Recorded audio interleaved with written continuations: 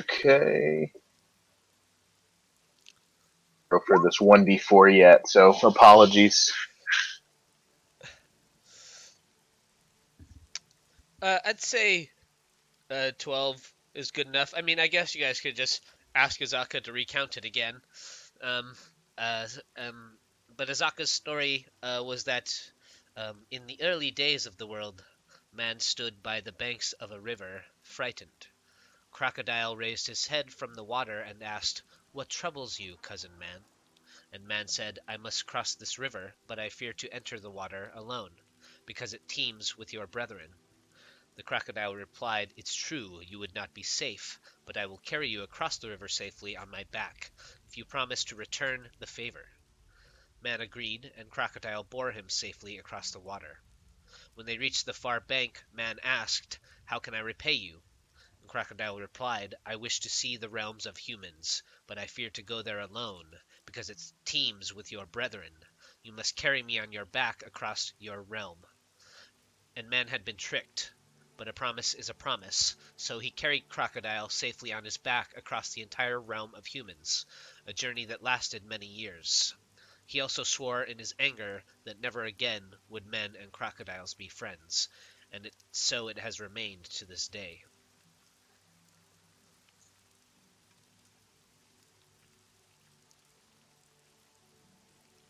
So that's Azaka's story about the shrine here. Okay, so I think that clearly this camp is abandoned because it was attacked by crocodiles.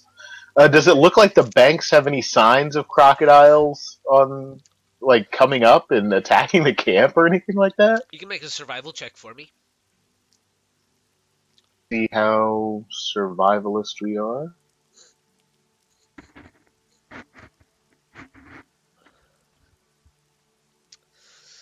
Um, along the edges of the banks, there do appear to be, what might be like a few footprints of crocodiles, but you don't get the impression that the camp was run over by crocodiles. You get the impression more of it appears that the camp was overtaken by undead. Okay. That's pretty troubling too. Well, I'm glad we didn't come last night. Let's loot this place. Okay, which section do y'all want to start with?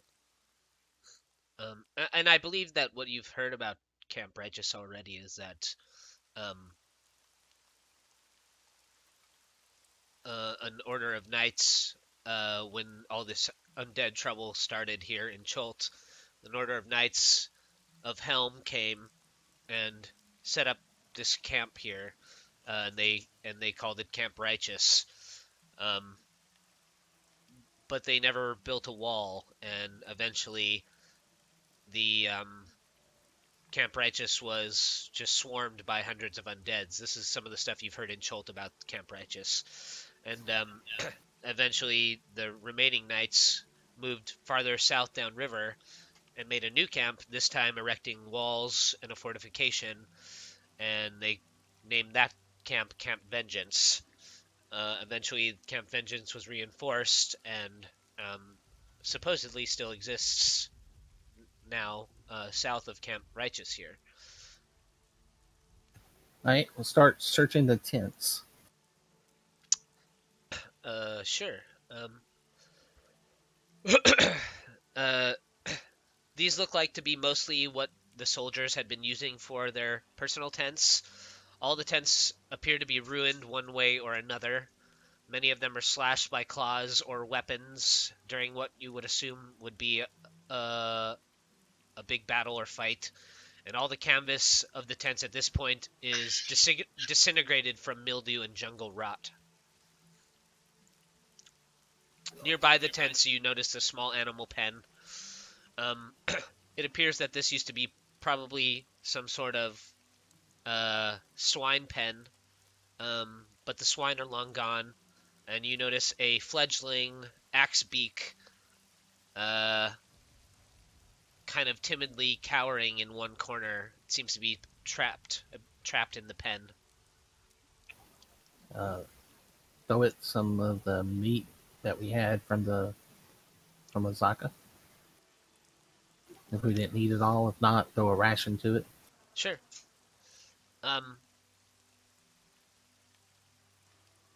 You toss it into the pen, and it kind of turns its head over and looks at it. An axbeak is like a tall, flightless bird. They have strong legs and a heavy wedge-shaped beak. The adult ones tend to have a nasty disposition and tend to attack any unfamiliar creatures that wander too close to them. This one seems to be a youngling, though, and after a few moments, it kind of hungrily turns and darts towards the meat that you toss into the pen and begins to chomp on it. And then it looks up at you, Garn, and rushes the pen, its pointed beak kind of crashing into it. Actually, cracking or splintering one of the wooden beams a little bit, and then it kind of stumbles back onto its butt. Oh, poor creature. Can I pet it? Is it close enough to try to touch now? Yeah, I mean, you can reach your hand in and try and, yeah, it kind of charges. And falls back on its butt when it bumps into the side of the cage. I'll try to just stroke it then. Yeah, you can make an animal handling check.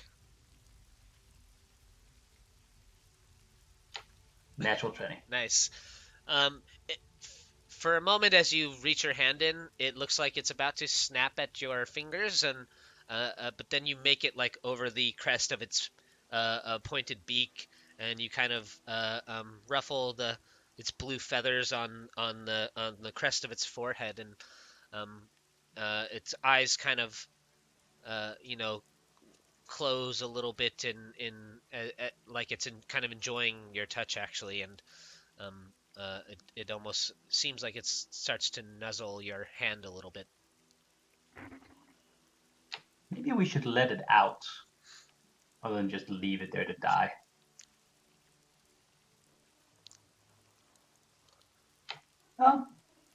Oh, I'll just open the pen then. Sure.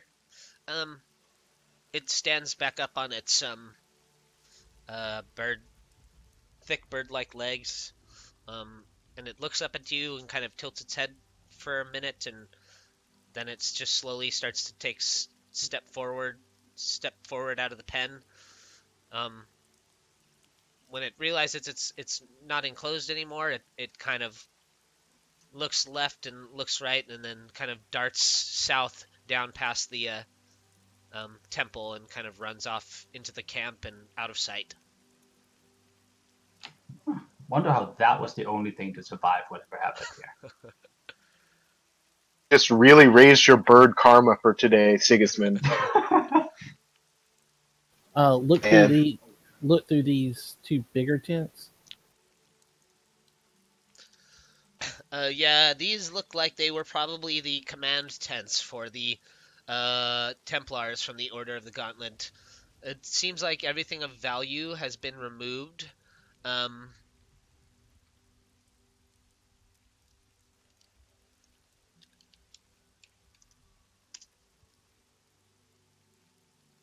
But I need you to make a dexterity saving throw as you step into one of the tents, and well, actually, I guess this just rolls to attack you. A snake jumps out from like under a toppled cot and snaps at you. A black snake. Its glinting fangs as it kind of snaps out at your leg as you step into the tent, Garn. 12 is a miss, right? Correct. Yeah. And it kind of clamps onto My shield. a bit of metal, yeah, or something. And then it like slinks back, ready to pose another strike. Is this considered a beast? Looks like a small, yeah, tiny beast. Here, it's actually I have a token on here for it.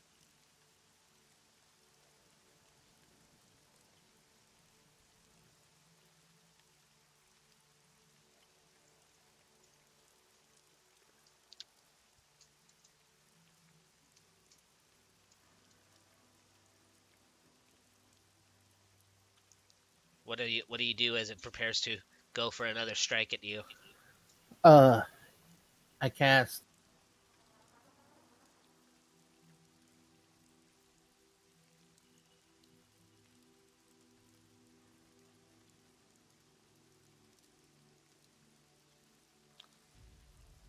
Nice.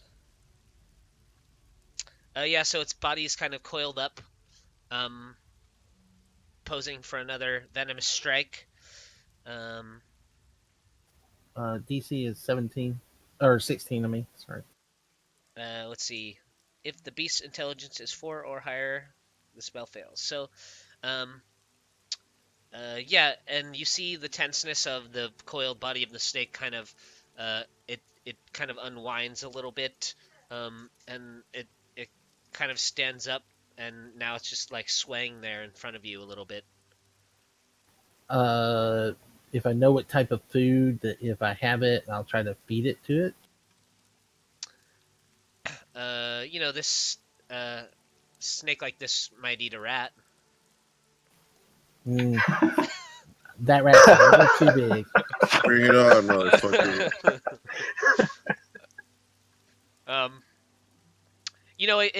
It might take some of the meat, or it'd probably be better if it was like uncooked or raw.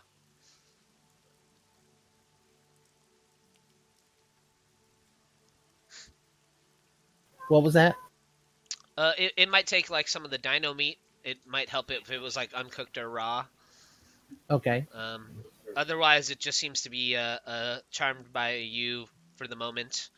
I ask it to, hey, why don't you go over there and give him a little bit of the food, and so we can search the tent. Yeah, it just kind of slithers away out from it, kind of like slithers between your legs and heads off out into the jungle.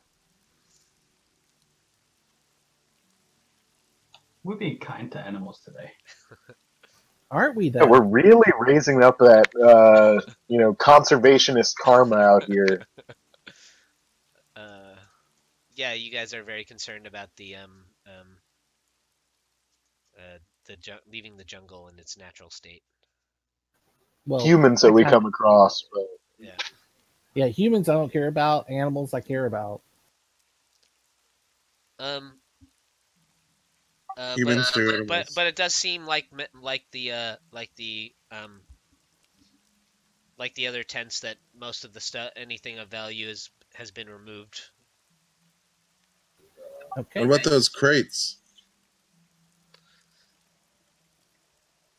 Where are you seeing the There's crates? 2 sets of 2 crates, north and south of the statue. Yeah, and then there's 2 above it on the other side of this. Those are latrines, actually. Shit. Yep. What about Literally, yes. literally shit. and on the north end by the pen? Those are latrines too? Yep.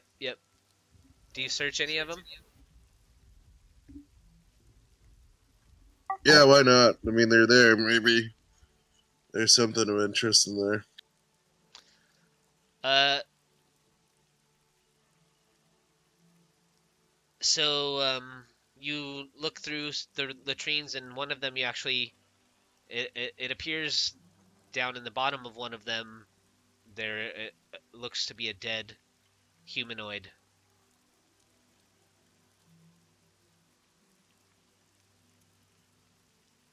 Okay, there's no dead humanoids anywhere else in the camp? Nope. But down in the southernmost latrine here, you open that one and look down inside the latrine, and there seems to be it's fairly deep and slumped down in basically a pile of muck. There looks to be a dead humanoid figure in a suit of armor.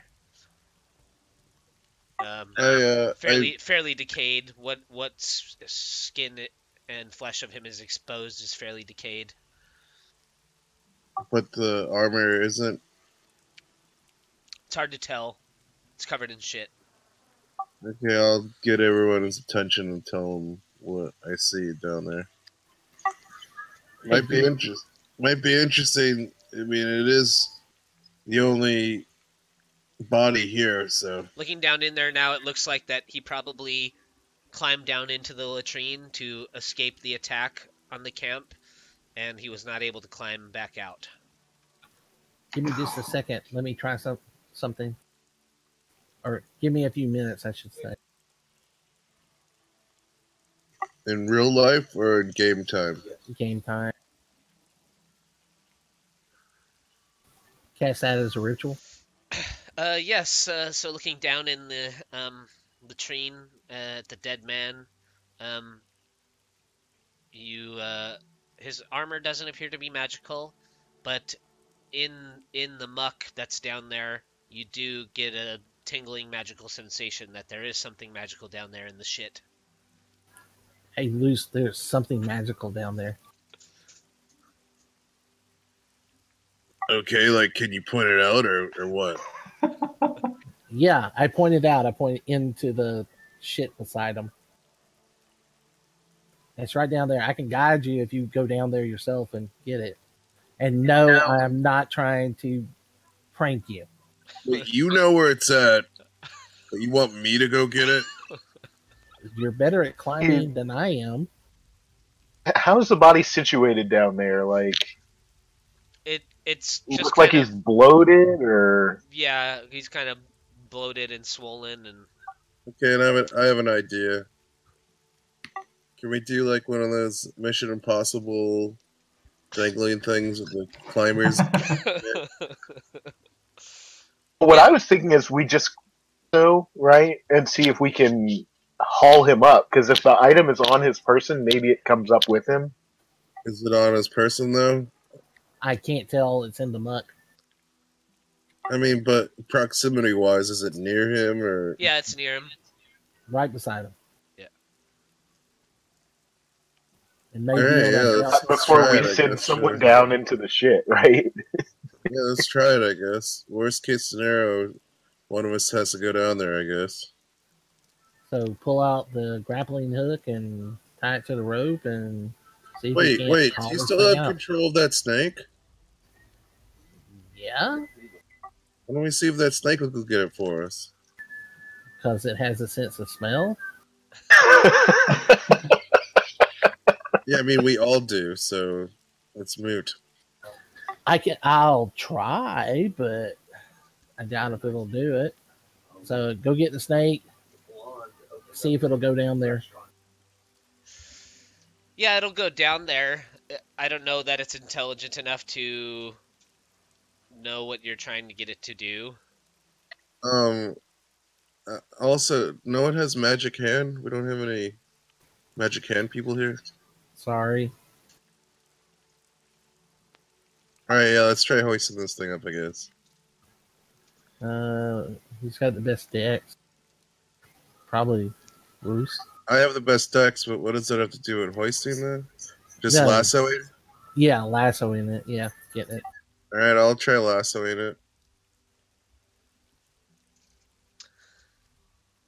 Yeah, so go ahead and make a... If you're just trying to throw it down there and hook it onto something on him, then yeah, give me like a dexterity check. It's like the world's shittiest claw machine. Literally the shittiest claw machine. So the yeah, the grappling hook basically hits the dead guy right in his face, and like a portion of his like decayed, bloated skin and skull like collapse inwards, and now you can see like a part of his brain is exposed, and then the hook kind of like tumbles down into the shit. So it didn't latch on to me, you're saying? It did not latch onto him, no. But you can try again. You can pull the hook back up and just try again. Okay, yeah, I'll try it, I guess. Again. Nice. So you pull it up and you aim a little more carefully this time, and it kind of hits the back wall of the latrine down there and slides down, and the hook kind of catches on to like the around where his neck is, kind of links down into the inside of his armor, and you pull on it, the rope, and it pulls taut, um, and it seems like the hook's kind of hooked onto something like one of his shoulder plates, or right inside in the inner portion of his armor, like where right underneath his neck there. Okay, and then as we slowly hoist, can we monitor to see if the magic item's coming up with them? Mm-hmm. Sure. All right, guys, you ready? Yeah. Heave! Ho. Heave! There's a Ho, ho, ho. I'd say there's going to be a 50% chance that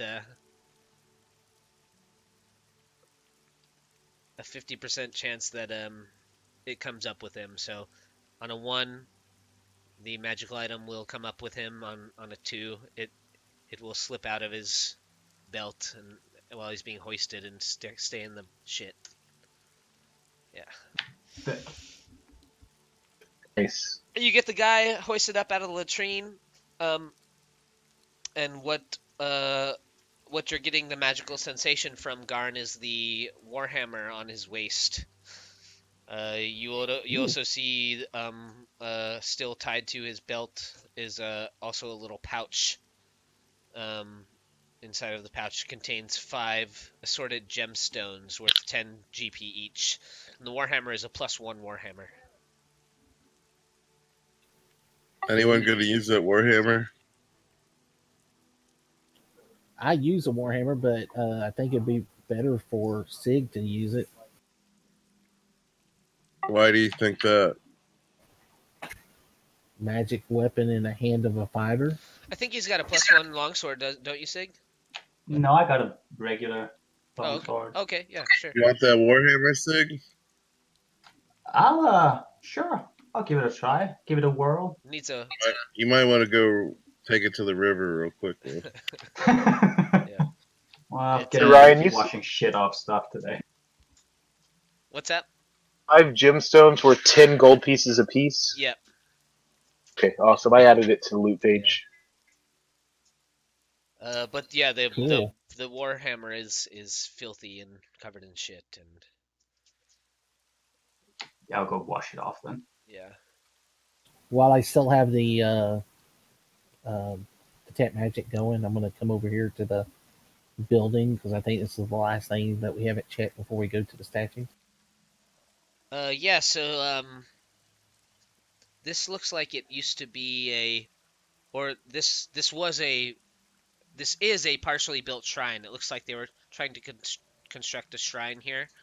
It seems like maybe overturned lamps started fires in the shrine, setting it ablaze. The stockpile of materials here that were meant to be used to become a permanent barracks, and all that remains is a burned out ruin. But your detect magic is picking up a silver holy symbol of Torm that still hangs by a leather thong from a peg on the shrine's wall. All right, get it, and I guess I'll hold on to it. Unless someone else is a follower of Torm. You want to just scan the whole camp while you have detect magic on, or no? Sure, I can do that.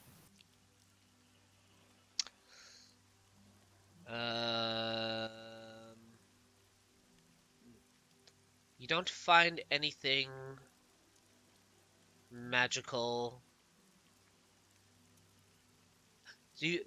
Detect magic is like you detect in a radius. 30-foot radius 30 from foot us. radius. Yeah. Okay. So as you meander about the camp trying to detect magical items, nothing magical else is left inside of the camp. But as you get near the shrine, you detect a magical essence coming from inside, or the entire shrine itself is magical. Whoa. Guys, either the whole shrine's magical or something inside of it's got some pretty good magic in it. So I'm going to try and do this thing that I posted in the chat here, historical knowledge from my archaeologist background. Does this tell me anything about this building? So it looks like they were going to construct this building to be a permanent shrine and barracks. They were. You get the impression that they were beginning, or at least the Templars that were here were thought that they were going to make this a permanent place to house their front on the jungle, and the undeads of the jungle. And it just. No, I mean the crocodile shrine. Oh, the crocodile shrine. So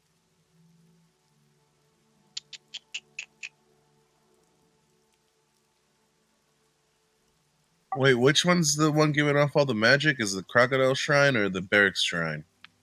the crocodile shrine. Okay, gotcha.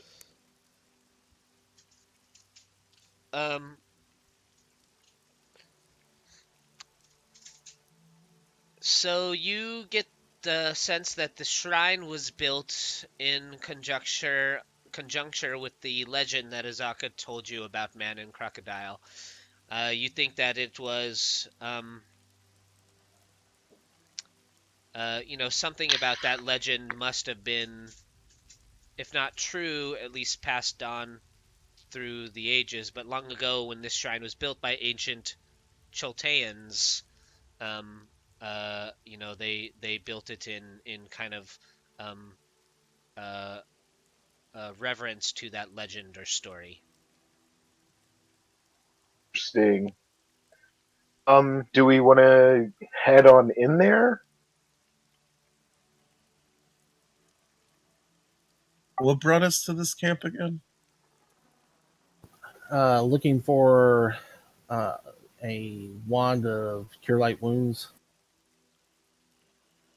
There was adventurers that came here that got lost here. So, and we haven't seen any sign of them. So maybe they tried to go into the temple and got lost in there.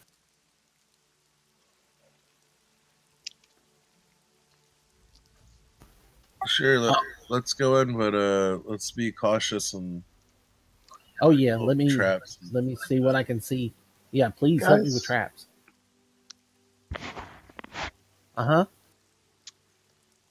Now getting closer, Ayan, you also get the sense that after the shrine was erected, perhaps a little later on, it was given a new purpose, and now that you're getting closer, you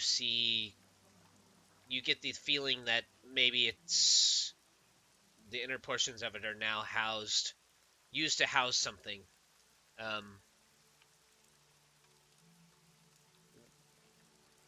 Interesting. Okay.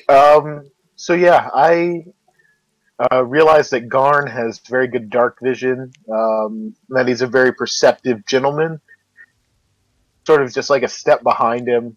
And I've got my thieves' tools at the ready in case I need to like disarm a trap or something. Sure. So I'm taking it very, very slow. Are those just cobwebs or Yeah, big, so you huge see webs? as you mount the steps and come to the opening of the shrine, looking inside, you see the ceiling here is about 23 feet high, and it is draped in cobwebs. You see a stone-tiled floor is covered with a thick layer of mud, and creepers and blown-in leaves. Okay. Despite that, there's something odd about the floor, being maybe it's your dwarven heritage and recognizing stonework is just in your blood, or just your you notice some inconsistencies in the floor, and you think that it's probably maybe not totally sound. Hey, there's something wrong with the floor. Can one of you guys check this out with me? So Ayan is going to light a torch, and he's going to try to burn away as many of these cobwebs as he can. Yeah, sure. And then to pull an Indiana Jones here and like just go back outside and fill like a bag full, like a sack full of sand, so that it's like pretty heavy, like be 20 pounds. Mm-hmm. And I toss it on top of the floor, like I toss it high so that it comes down on the floor with a little bit of force. Yeah, so it lands on the floor with a thud, and just a split second later, trapdoor opens, dropping the bag of sand into the pit. You hear it thud on the floor below, and the pit door remains open. You see now there's a narrow ledge that still remains around the outside edge that looks like it can be carefully traversed. Very good eye, Garn. What's in the pit? Look down in the pit, see if we see anything. Shit. I moved the map.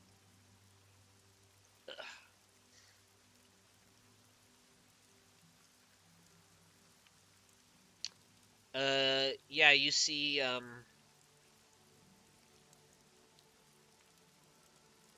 some bones. Old dusty bones. You see, I think maybe like a fresher looking corpse that's laying face down on top of the bones. Does it look like there is anything dangerous down there, like spikes or? Nope. There's not spikes or anything. It's just 20 feet deep. I have a climbing kit now, right? Yeah. He's gonna stand at the side of the pit, and he's gonna hammer in a few metal spikes, anchor a rope down to it, and he's gonna climb down and see if the guys in the pit have anything on them. Yeah, give me an investigation check.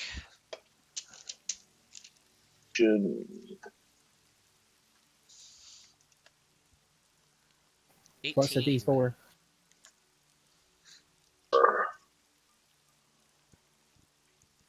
Let's see here.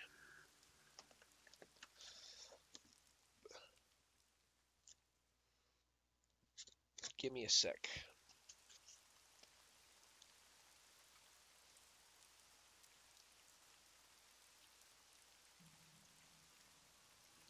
Anyone get anything good for Christmas?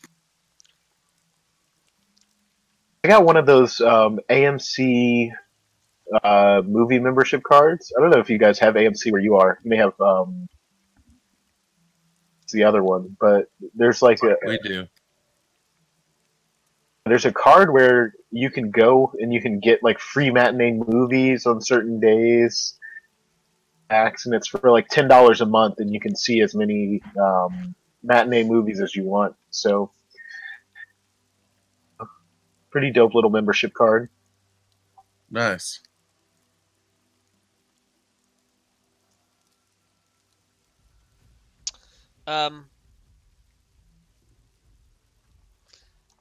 So as you climb down into the pit, you see why now maybe this guy was not able to get out. It appears that he broke both his legs on the fall.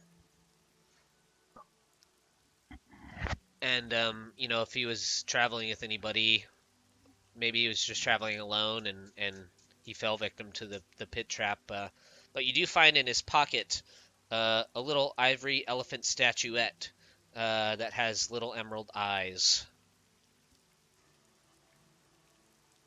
Statuette. Okay. And do I see a mechanism that closes this hole back up again? You don't see a mechanism, but Garn, you detect that everything inside of this little shrine here is still giving off a fairly strong magical aura. And the two of you putting two and two together, you would believe that all the traps in here are just magic.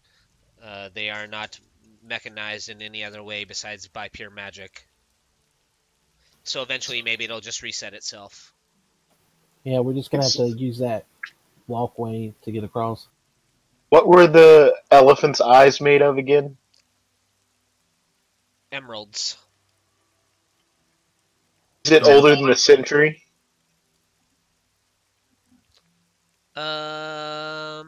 No.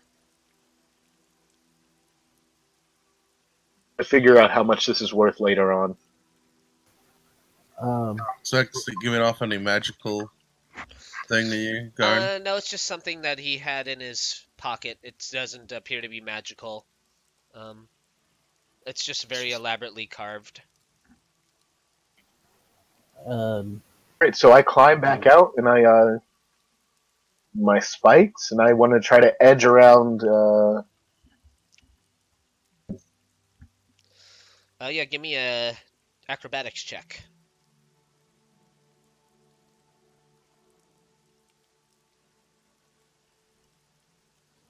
So you managed to get around to one of the edges off on the sides and kind of inch your way across the ledge, 10 feet across to a flat platform. You see now coming up, there are more cobwebs. The ceiling here is still 23 feet high. Be careful, that one could do the same over there. And there's a there's a 7-foot wall right in front of you. Once you make it to the other side, as you step off the ledge, onto the surface, two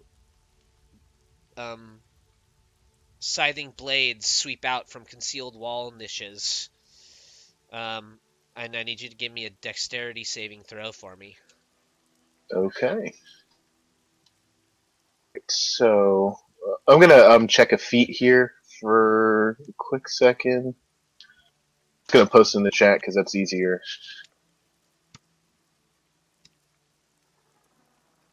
I'm gonna get advantage here, I think.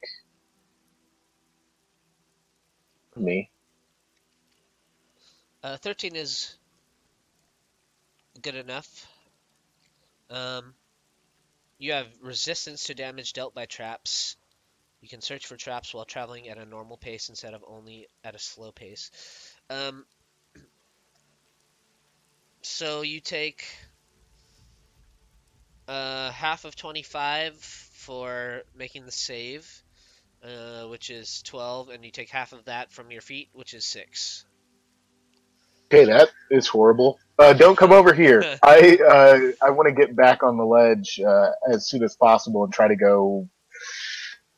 Well, actually, now that I've triggered the trap, does it seem like you said it's magical, so I can't really see any like mechanisms or anything like that? So they kind of like swipe past you, and one of the blades kind of catches your arm as you kind of try and dodge out of the way.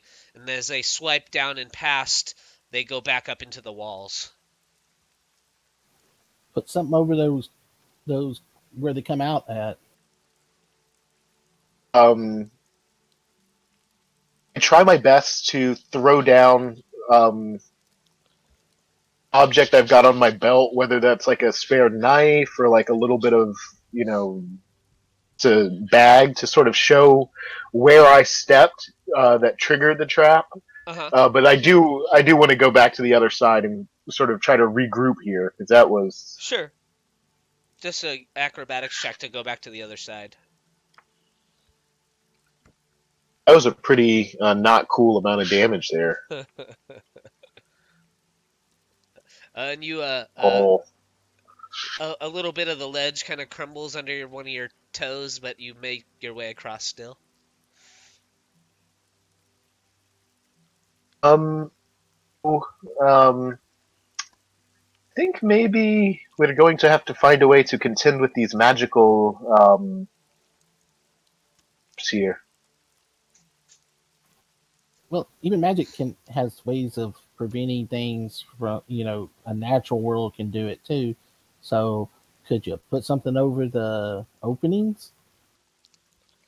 You know, you're one of those thievy types. I thought you could disarm those things. I could take a look, but magical traps are not my specialty. Generally, if I see a mechanism of some sort, I can quickly disarm a trap, but With your trap, is a little. with your trap expertise, you know what Garn is suggesting, trying to maybe hammer for these blade traps, um, you know, pythons into the walls. You know, they may work, they may not. You just don't know. Alright, I'll give it a shot. So I grabbed my bag of dirt when I was at the bottom of the pit. Um, if I'm going to try throwing a weighted bag onto that area again as I skirt across the ledge here. Okay. If it triggers the trap, So I'm going to go back across. you throw the bag down.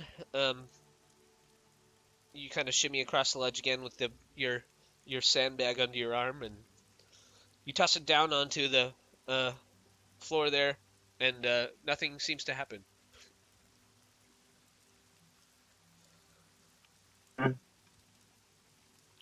Go down, and you can tell that Ayan is thinking, and he says, "I'm going to trigger the trap intentionally once again. I can figure out where the blades are coming from, and I will attempt to block them, and then I will trigger the trap again. Um, if something goes wrong, I fully hope that you will come and help me." I got your back, buddy. Oh, How fast did they travel the last time? The blades, they came out pretty quick. Okay, I was curious if there's a way to maybe, if what he does doesn't work, maybe we can try triggering it and then hammering them so that they're no longer straight. So maybe they get stuck in the slits or unable to go back in the slits. Like whack-a-mole. that's Yeah. another option. Were they at a certain height? Do I think that I could maybe like throw myself down onto the ground and have them go over my head or something? Uh, so they kind of came out vertically, not horizontally. Um, Like a pendulum almost. so and pinpoint where they. That means that they may have come from the ceiling. Yeah.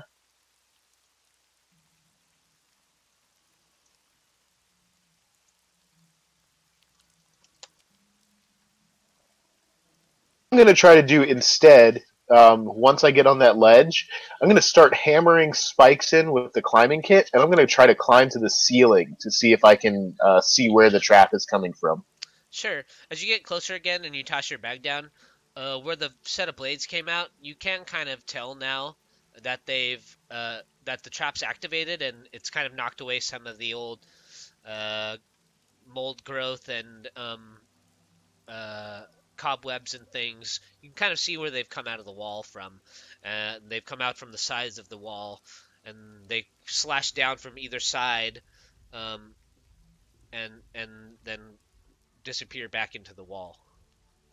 I'm going to try jamming that area with spikes. I think there are like 20 of them in the climbing kit, if I'm not mistaken. Yeah, so just give me a strength check for either side. So two strength checks while you hammer them in. Skill, like athletics, or just a naked strength? Just a strength, yeah. I'm going to add D4 here.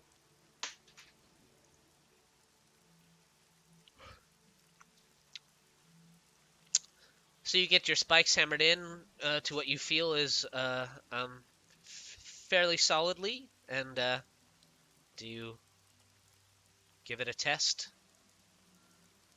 actually going to remain anchored to my climbing kit, and what I'm going to try to do is jump down onto the platform and then immediately swing back across the pit, so that I want to try to trigger the trap and then jump out of the way as quick as I can. Okay, sure. Let me know what sort of roll I need for that. Hopefully, I don't die. As you jump down to try and trigger the trap, you just instantly kind of push back and off down into the pit, and you swing down, and with a heavy thud on the far side of the pit, your back kind of collides into the wall, but the blades don't trigger. They don't come out again. You see just momentarily before your kind of eye line falls below the pit, you're like, oh shit, and then like you kind of oof when your back hits against the wall on the far end of the pit again. And the rest of you don't see the blades trigger. And smiles and gives a thumbs up, and he climbs up onto the blade side. And so there's another 5 feet now between you when you climb up to the blade side and Clear 5 feet of the. Okay.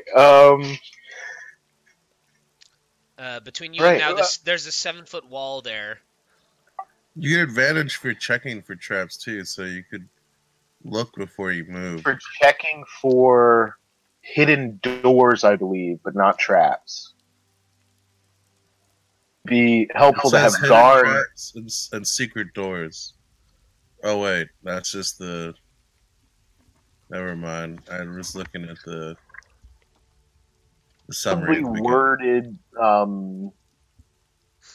You're right. Yeah. Hey, But maybe it would be helpful to have Garn come across and take a look at this next patch here before we continue. yeah, throw me a rope. Bunch of spikes on the way across, so you should have like a little bit easier time with the climbing kit. You can still check for traps, though. I mean, there's nothing stopping you from checking for traps still.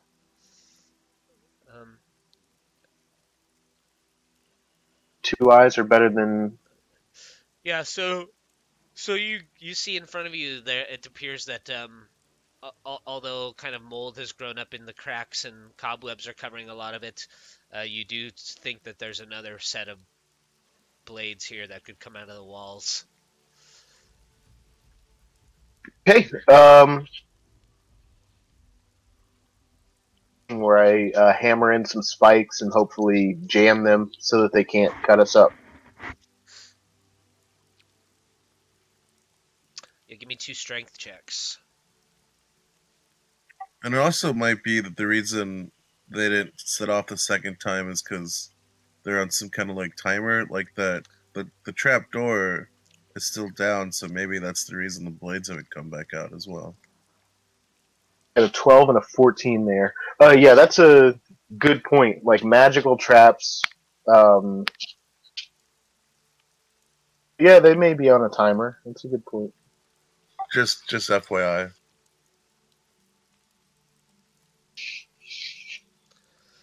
So you get your spikes hammered in, and you feel they're just as sturdy as the other ones, and you think maybe it'll keep the blades from triggering. Yeah, step 5 feet forward. And you are face to face with a 7-foot high ledge. The bag wasn't triggering the traps, Garn. Otherwise, yeah, that would have been my. Gotcha. That would have been my go-to. So to get over there is acrobatics. Yep.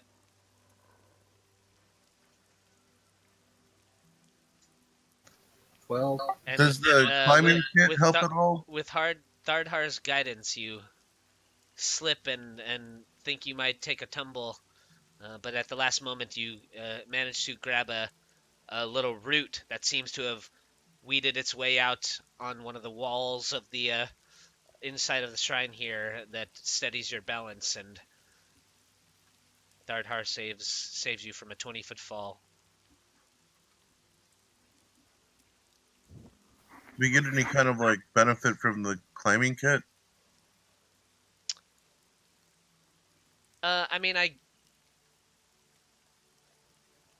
Ayan's using a climbing kit. He's basically got a spike hammered down and a rope tied to that, right? That's what I Yeah, thought. so I guess if basically, I guess if it's he's holding the rope, that might give you advantage to just cross the ledge if you kind of hold on to the rope as you go.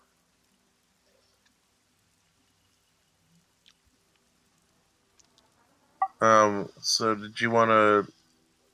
What's this last part then? You haven't looked yet.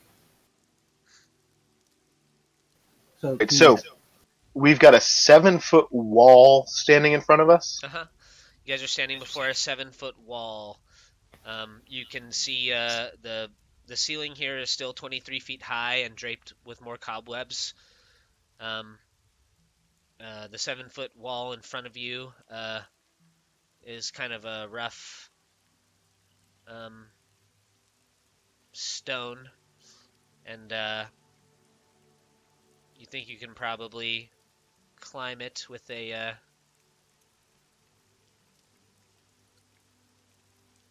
How tall are you, Garn? 4'6". Want to look over this wall before we climb over it? Because I'm like 5'11". If you like sit on my shoulders, we can see over it. Sure. Just sort of, Actually, I'm sort of, 5'3". real tall. Sure, and Yeah. and as Ayan kind of rises you up and you peer over the ledge, you hear Azaka from behind kind of giggle, and she says, "You look just like Man and Crocodile right now." And Observation, Azaka. and Garn is actually smiling like she blessed him, because it's like, I'm an animal. and Yes. You see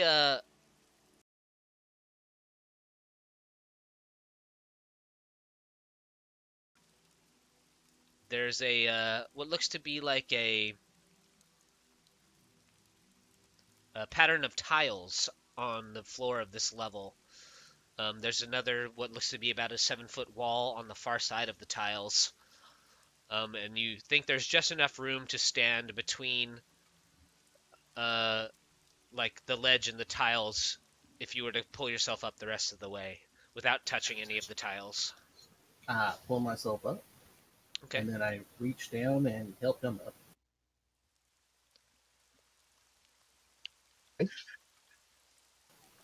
Okay. Now we got to figure out what this mess is. So What mess? What are you talking about? Garn, you can't quite see it because you're a little bit shorter, but Ayan, you can just barely make out up on top of the next ledge, the 7-foot ledge, you see a wooden door. And you can see a pattern on the door that kind of matches this tiled pattern of the floor here. Interesting. It's patterns on tiles. I don't have a clue what it means. If we step in the correct pattern, maybe we will not trigger the trap. Oh crap! I need to leave.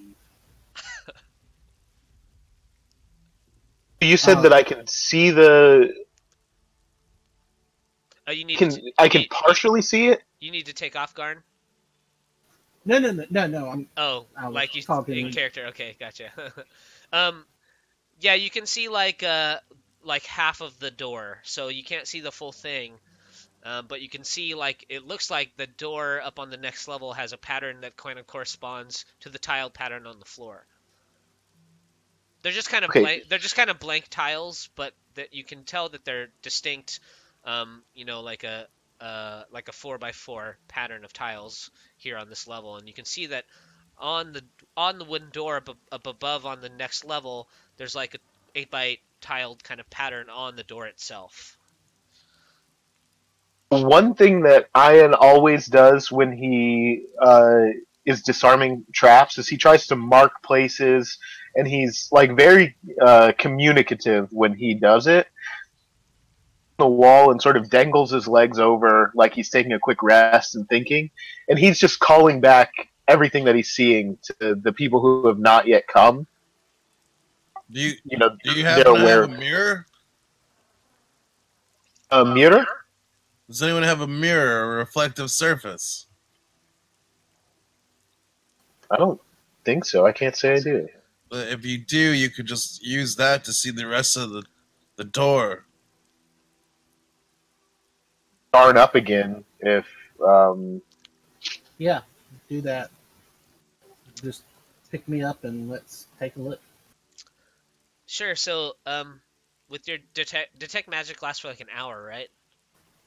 It lasts for a minute, but I can keep recasting it. It's a ritual okay. spell. So it would have faded. So, but with your now that you're hoisted up on Ayan's shoulders, with your perception, it's almost like like you think it's like you can't quite tell, but it seems like one of the tiles on the door that you can see them all now. It's very, very, very faint, almost imperceptible. But on the lowest row on the door, the bottommost row of tiles, it appears that one of the tiles is faintly glowing. Okay. And it's if you're standing facing the door, it'd be the second tile from left to right. I pass this information along and I say, "Put me down. Let me get my detect magic going again." And it's 10 minutes since last. minutes. Okay, yeah, so we just cool it for 10 minutes here. Ayan, like, bandages up where the blade kind of caught him, and, just takes a second to chill out while Garn does his thing. Sure. Okay, lift me up again. Now with your detect magic going, you can see the glow is much more prevalent. It's going much brighter now, and it's the second tile from on the bottom row from left to right on the door is glowing now with your detect magic going fairly brightly to you. And I go, "Step on this one." And point to the one that he needs to step on. As you do, you move forward one Ayan onto the tile that Garn instructs you to. No, leave him over there because I have to leave him. Sorry about that. Okay, so yeah, the tile that Garn is indicating. Mm-hmm. And now you can just barely see as he steps forward one Garn. That bottom, as he gets a little closer, the bottom row kind of disappears from your sight, but on the second row of tiles on the door, another tile starts to glow, and it's on the second row, the last one over from left to right. I go, "Now step on that one." Point to it. Okay, I do. You have to make a little bit of a leap for this one, because it's a little farther away. So why don't you give me an acrobatics check to keep Garn on your shoulders and keep him from falling while you hop from this tile to the next one.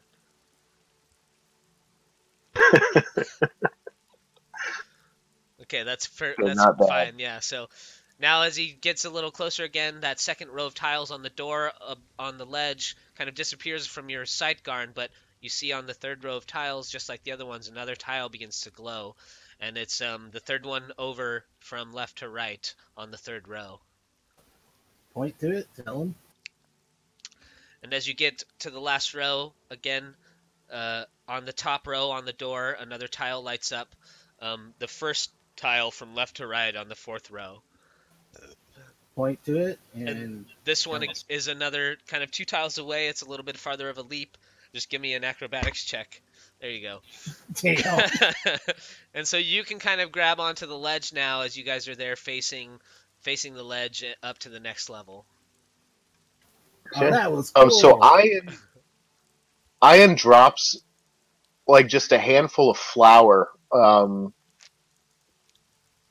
baking flour, onto each tile that they touched, so it sort of marks the path across. Okay, yeah, sure. He sort of turns around and he smiles back at Azaka, and he says, "Did you know that you had to do this?" Um, Azaka says that although she's passed by here many times, she's always stayed out of the temple. Okay, that's. I mean, it's just a very interesting. Like Ayan is just the fact that like, unless you're like 7 feet tall, run through the traps, or like you have to have someone sitting on your shoulders to do it. Kind of nutty. Okay. Are the doors now? Do they have a glow on them? Um, so as you get up to this next platform here, and you help Ayan up,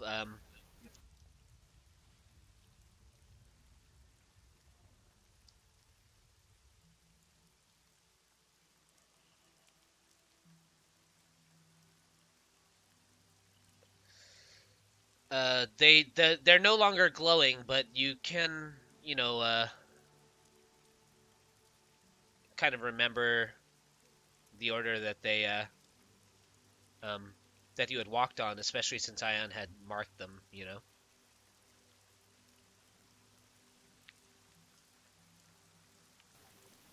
So touch the tiles in the order that we walked on and see if they might unlock the door.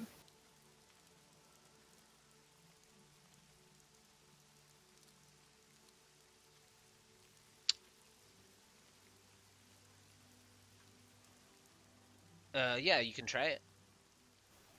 I will attempt that. So you you go and just try and press the tiles in order, Garn. Or is the whole thing glowing? None of them are glowing anymore. So actually, just try to push open the door. Okay, it doesn't budge.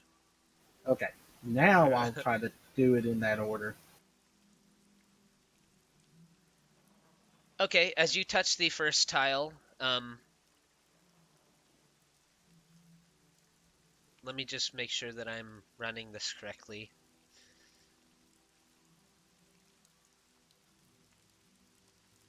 Or ask Ayan, do you see anything else that we might need to do to get this thing open? So first, why don't you give me a and why don't you give me just give me an investigation check.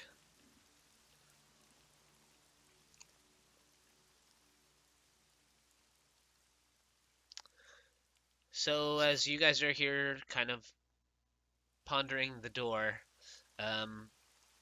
you do notice, and I guess you would kind of notice this too, Garn, since your detect magic is going. But you both notice that there is a glyph carved into the door, a glyph of warding. That's not bad. Oh, interesting. Do you have Dispel Magic Guard? Not that high level yet. Oh, right. Is there any way to, just like let it out? I mean, you could try. I think this is still your job. The magical nature of these traps in this temple, you just aren't sure what will happen. So, Ian says that if it can be avoided, before we know exactly what the glyph does, to try to just figure out what mechanism to get past the store without triggering it, because it may be that tampering with it immediately triggers it. You know what I mean? Well, I tried to push it open and it didn't trigger it, so I'm afraid that if I start messing with these tiles, it might. Since you asked Azaka, as she kind of is on the ledge now below you guys, waiting to cross the tiles, she says, you guys are now bonded. You are man and crocodile. Maybe try, Oh, yeah, Did put me back she on just- top of you. maybe try Species marry us? continuing. I can marry you. I now pronounce you man and crocodile. Maybe. All right, I lift him up. Okay. Try to push on the door again. So since Ayan, you're now on the bottom, do you start the tile progression? I'll kick that first tile that we stepped on Mhm. the lower landing. Yeah, the second from the left. And when you press it, the tile lights up. Oh, okay. So then I press the next one up. So that would be the fourth from left to right, and as you do so, it begins to glow. And then can I reach the ones that are up top, or should Garn No, you press those? you can reach them, but it's up to you. I'll do the other two. Okay. As you press the third one, Garn, the third from left to right, it begins to glow. And then you extend and reach out for the first tile on the last row. And as you do so, the tile begins to glow. And then all the tiles glow in unison and the door opens. Yay! All right, yeah. Ready to go, man and crocodile. If since you guys got it open, if like you would have pressed the third tile, or if Garn would have pressed the first tile, a thunder wave would have triggered, knocking you both off the ledge and onto whatever trap was down below as well. Oh, that is good to know. All right. Stumbled through that whole hallway. As the door kind of opens of its own accord, you see the floor of this dusty, 40-foot high, 20-foot wide chamber is littered with dinosaur bones. Webs stretch from the walls to a 30-foot tall central pillar in the middle of the room, coiled around which is a narrow stone staircase. Its steps are covered with dust, and carved into the pillar are reliefs of a man carrying a crocodile. The reliefs follow the stairs to the top of the pillar, on which sits a large, beautiful ceramic jug. Okay, I'm staying where I'm at. Right on my shoulders. Yeah, let's walk around and see if we can see anything. Get So, everybody else over as here. you guys come in, you see the staircase that spirals around the pillar is 2 feet wide, and each step is 1 foot higher than the one below it. So they're fairly narrow, short, narrow stairs. And it looks like there's maybe 30 of them. Okay, my detect magic is still going, so first thing we do is walk around down here before we try to do those stairs. As you're kind of walking around the pillar, you can see kind of 3 steps up. It looks like you spot a glowing glyph of warding. And I mentioned this. There looks to be another trap there. What are the rest of you guys doing? Are you just hanging back? Are you following behind? Are you coming up through the temple now? Or Azaka's like right behind you guys. She's kind of like gazing around in the room. Oh, I'll just follow her then. Yeah, me too, I guess. Hey, why don't you guys just give me acrobatics checks to cross the ledge? I think Wuce, you already tried basically, but you can, since Ayan's not there to hold the rope on the climber's kit anymore. Wuce, you're fine. Six, but Sigs, we'll come back for you, Sigismund. Sigismund, you like Wuce crosses and he picks up the rope to kind of help you across, and you grab onto the rope and you're trying to kind of skirt the ledge, and a piece of the ledge just kind of cracks and breaks off, and you fall full force the 20 feet as the full weight of you slipping off the rope just kind of pulls it out of the Wuce's hands, and you take 6 falling damage, falling 20 feet down into the pit. Okay. You fall right on top of that other dead guy that's down there. Just, I don't know, probably get the wind knocked out of me, make that noise people make, like. For sure. And you can probably climb your way out because the rope's still tied to the python on the other side or whatever. But that first attempt didn't go so hot. But you can pull yourself back up out of the pit with just give me an athletics check to climb up out with the rope.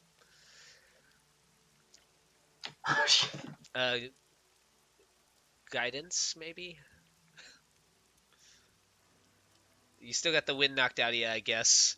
Yeah, and you like finally get yourself up. You get that one arm over, and you're still trying to like grasp in air, and you wrench yourself back up onto the ledge. And meanwhile, as you're struggling to breathe on that far side, what are you guys still doing now here in the? Ozaka's watching you guys very curiously as you walk around with Garn on your shoulders, Ayan. She's just kind of smiling, standing in the one corner with her arms kind of folding, watching what you guys might do next. You ready to try to go up? Yeah, and we'll skip that the step that's got the glyph of warding next to it, I think. Yeah. And on the way up, if you just keep on looking at the pillar, I'll try my best to balance us, even though 30 feet is a long way to carry a dwarf on your shoulders vertically. Hey, I don't weigh. Never mind. Yeah, you're pretty heavy, right? I mean, Ayan's not a weak guy, Yeah, but 30 feet vertically is kind of a task. Maybe we can use the climber's kit as well. If we... Oh, you're right. Superstitiously, I think we should stay stacked on top of each other just for the sake of keeping the motif running. So yeah, what's going up? The step based off of the glyph of warding. So the way this wants me to run, this is fairly ridiculous. It would require basically 60 acrobatics checks. So I'm just gonna do it on. I'm just gonna ask for them. I'm just gonna ask for them on the steps that have the glyphs. So you get to the third step, and with Garn on your shoulders, and as you step on it, nothing kind of happens. But I need you both to give me an acrobatics check. Me too. Yeah, both of you. I would assume that you're guiding us here. Oh yeah. And now you can see Garn as you're kind of winding around and trying to look up through the other steps. You see now maybe 7 more steps ahead. You catch the glimpse out of the corner of your eye of another glowing glyph, maybe on the 10th step up. You guys carefully make your way, continuing to wind around this 40-foot tall pillar on these tiny stairs, trying to keep a grip on the pillar and not slip and fall. And you make it up to about the 10th step, and I need you both to give me another acrobatics check for me. Nice. You guys continue to wind around, and you get about 7 more steps up, and you see another glowing glyph there on the ground, Garn. You guys make it up, and I just need you to give me another acrobatics check.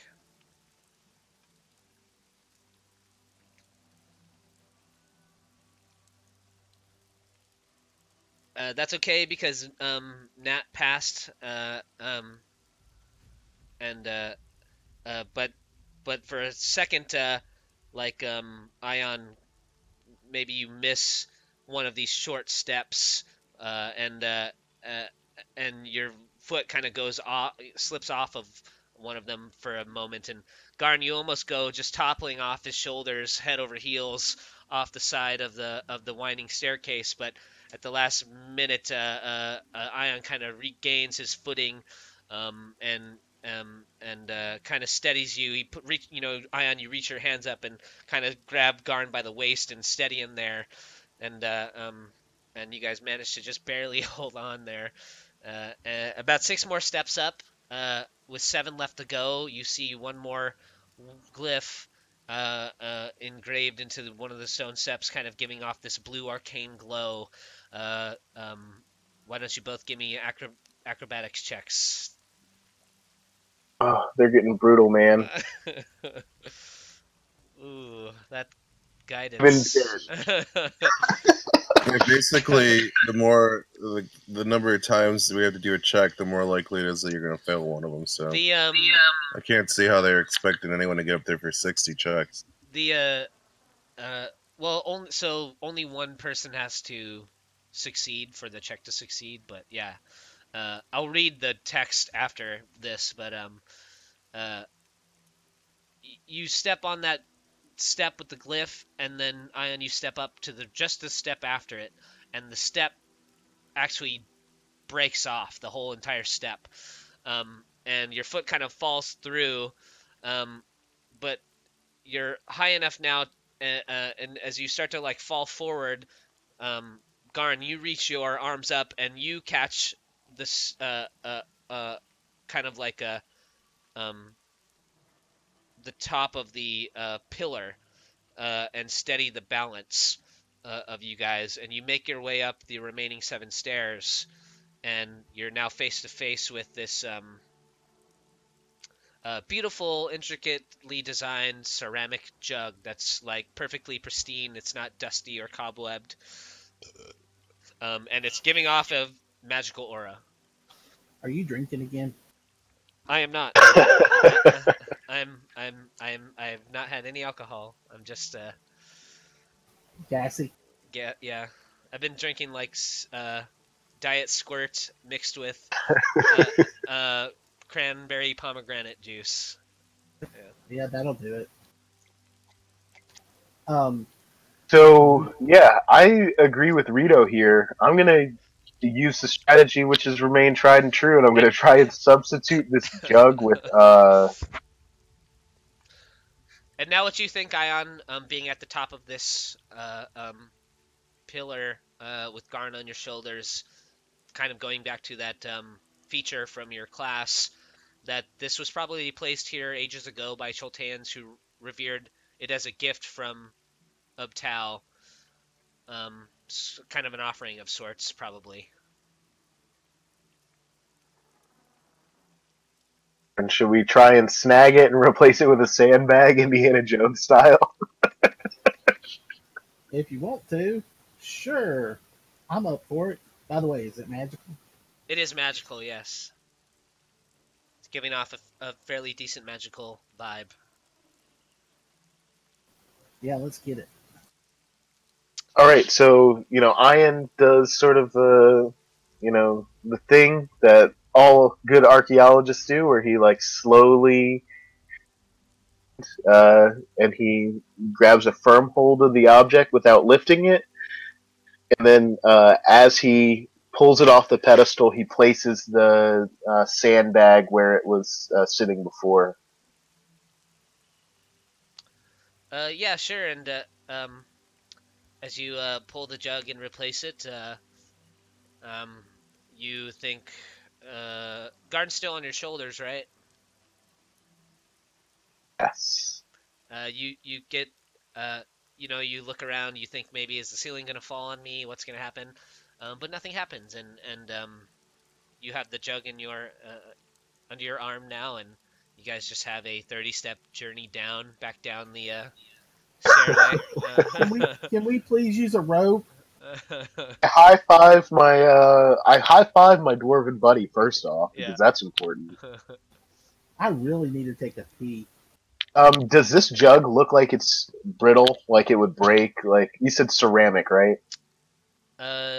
Yes.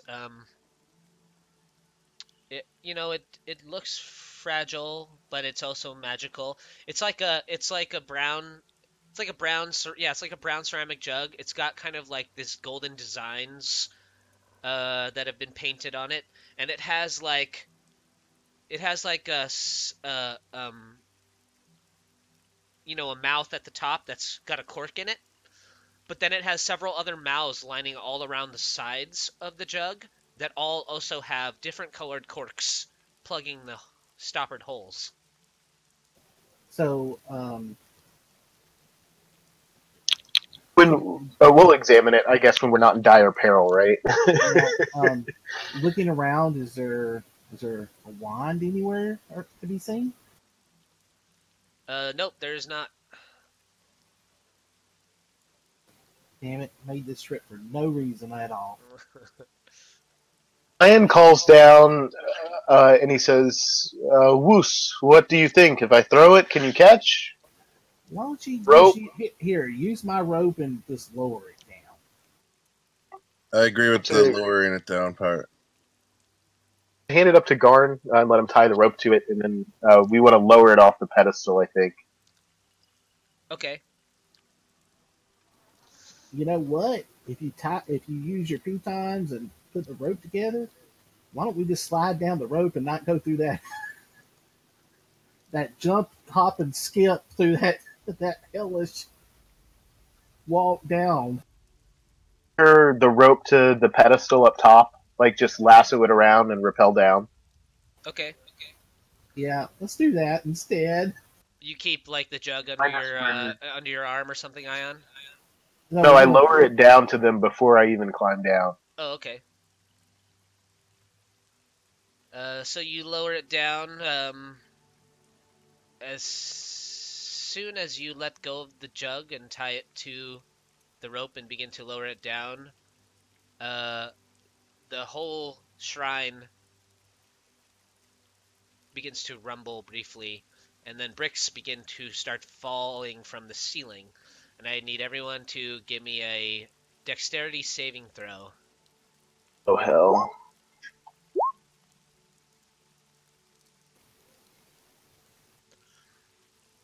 No. Guidance is this for skill checks, guys.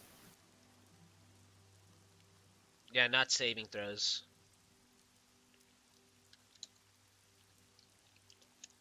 So, as you're rappelling down, Ayan, a brick catches you in the shoulder, and you take 11 damage. Does this count as a trap? Yeah, I guess. So 5. And Sigismund, as soon as you walk into the room, finally from falling into the pit, making your way back across, climbing up the 2 ledges, tiptoeing across the tiles, covered in flour, and you step into the room, and a brick just hits you right in the forehead. You take 3 damage. I'm not a fan of this temple. Let's see. And so bricks are now just kind of falling from the ceiling. Let's get out of here! Wait a minute. I jump back on his shoulders and pick it up. Pick up the jug. Yeah, I grab the jug to see if it stops collapsing around us. No, the bricks look to be like they're still following, like the damage has been done. Let's get out of here. Every man for himself. I let Garn get on his own 2 legs. Sure. So let's see. We'll just do why doesn't everybody select their token and roll some initiative?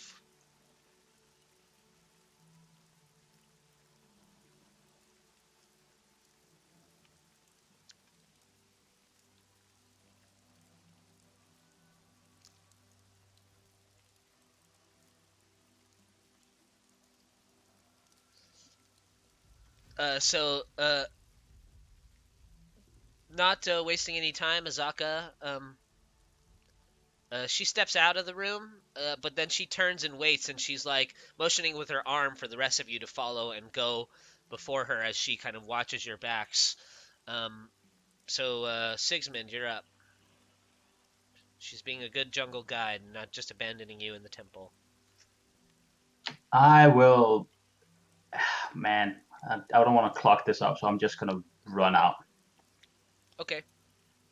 So there's basically you get out of the room, but then there's a ledge there, and there's room enough for 2. So you can plug up the hole, or you can like make your way down and try and get back across the tiles and stuff.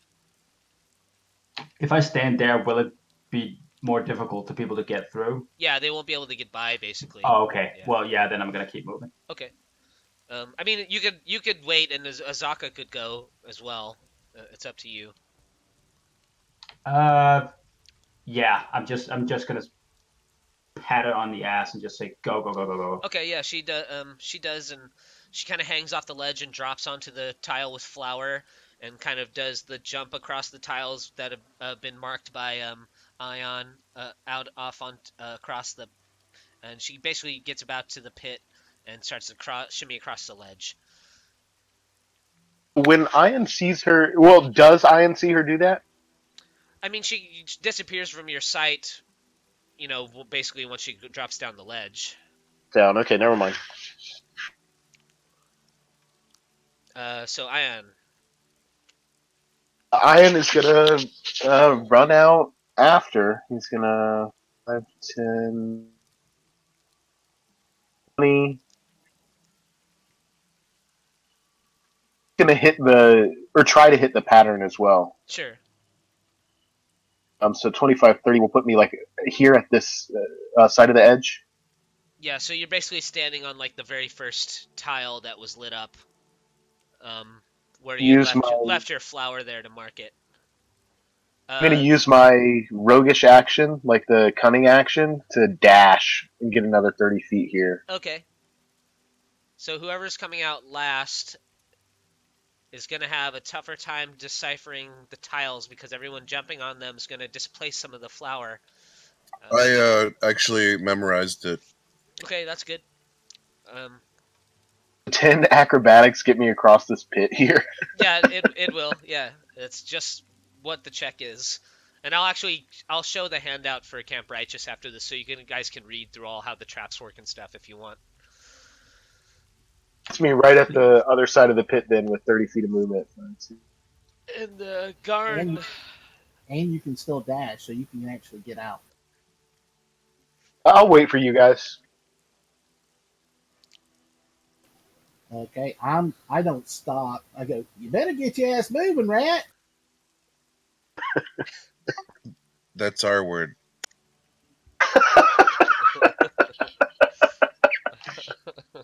So is Garn holding the jug? Yes. You want me to recite the pattern to you? Well, as soon as you step out of the room, Wuce, the rumbling or the bricks stop falling from the ceiling of the temple, and once you are all outside of that room, the event kind of subsides. Gotcha. Just test me on this, though. Okay, yeah, sure. So going the original direction, right? Second from left, fourth from left, third from left, first from left. Well, you got to do it backwards, so it would be far right, or second from. Wait, how do you want me to do it? Actually, I think you got it wrong either way. No, it was the second from the left. Then it was two over. I'll mark them. It was this one. Then it was yeah, this that's one. right. I had it right. Oh, okay. Second from left, so then two over to the right was the next then one. It was this one. The one to the left, and then it was another jump for the last one. And then it was this one. Yeah, that's what I said. But yeah. Yeah. I guess it doesn't matter because we're no good. longer rushing, right? Yeah. Alright, so what you still want me to do? Acrobatics check though? No, it's alright. Let's say you got it. I mean, just to get out of the whole thing in general. Oh, back across the ledge, yeah. That's the only thing you need. So I wait for everybody to make sure they've got guidance. I don't need your guidance. I might. I like flip over it. But you still rolled it. No, I'm on autopilot with it if I can use it. I know.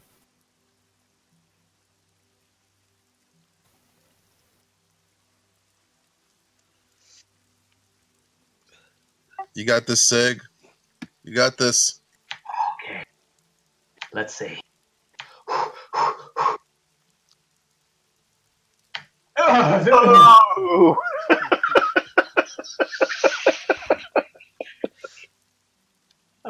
God. Eat shit again. You take Wait. seven falling damage, and Hey. Sig, you're killing it, dude. probably get a bruised rib at this point. Hey, Sig.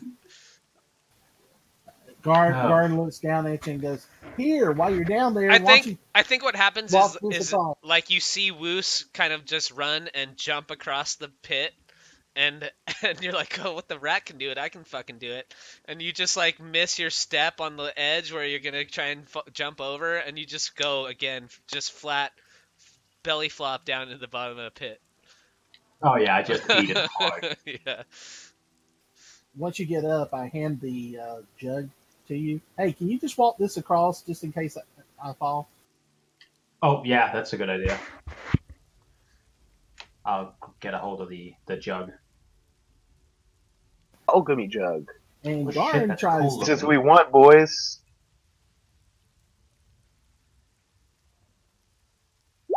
That we want. I am one dexterous freaking dwarf, is all I got to say.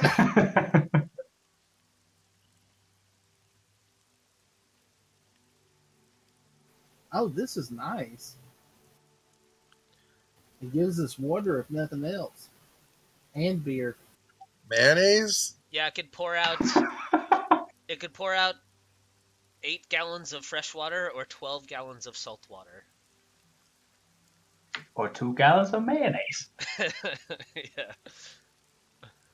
Yeah, that's a great item for the cleric to carry around, I think. You know. If y'all want me to, I will.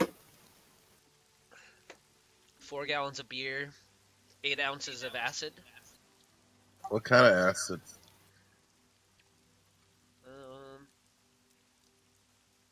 I'm joking. The corrosive kind. The non-hallucinogenic kind. Well, I guess it depends on who's asking. If Sigismund's asked for acid, it might be a different kind. Oh shit! You know what I'm saying? Yeah. Let's go! And it doesn't require attunement. Yes! Yeah, so you think either Wakanga had some bad information about where the travelers last were found, or somebody found them already and moved on. Yeah. They also, Oh, go ahead. maybe they are at the new camp as well. Yeah, it's hard to say. Okay, for the 2 hurt people, I cast Healing Spirit, and y'all are healed. Thanks. Now it's just my pride that's hurting.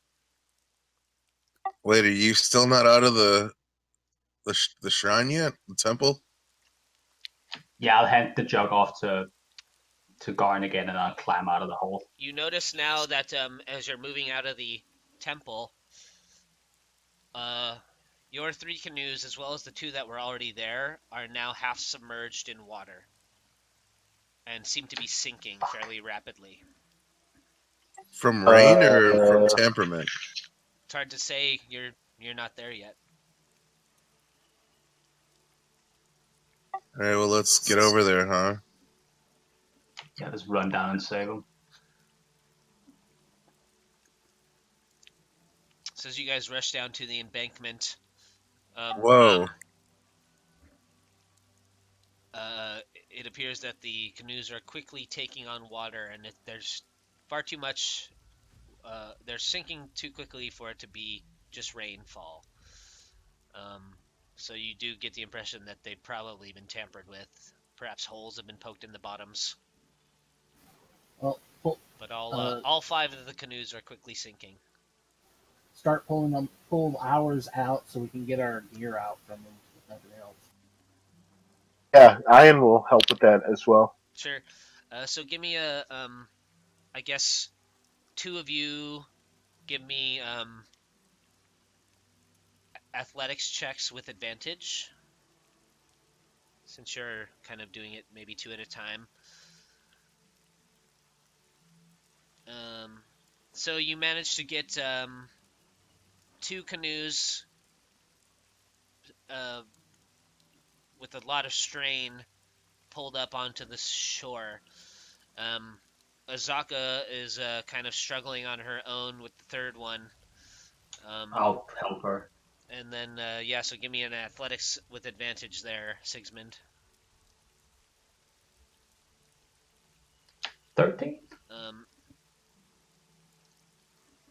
And that one just seems to be quickly still taking on water. I think this is probably the third one that you guys had been carrying some of the supplies from the camp in that you had found, the Flaming Fist camp. So it's still sinking, and Azaka begins to change into her hybrid form, and she wades out into the river and starts pushing the canoe from behind. She kind of submerges into the water and rises up, pushing the canoe up out of the water itself entirely, where then you're able to drag it back up onto the shore. And then Azaka Azaka says, "I smell Batiri," and she changes into her full tiger form and starts padding off this way into the jungle. Oh, I'm following. I'm pissed. And it's clear, Ayan runs back up here real quick. It's clear now that water's quickly now draining out of several holes that have been poked in the canoes.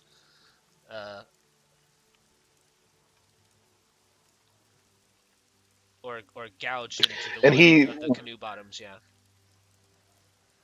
Up here in an area that the rainfall won't hit, and he marks the symbol for his father's mercantile company in chalk, so that if anyone comes through here, they can tell who cleared the dungeon. Oh, nice. This is kind of cool. I didn't realize Azaka's token did this, but when she transforms, I can transform her token. Oh shit! Oh, nice. I thought that was kind of fun. Following her then. And she starts to sprint off through these tents, and now you hear kind of the as she starts charging them in her tiger form. You see now up in the foliage. Let's see, 1, 2, 4, 6, 8, 10.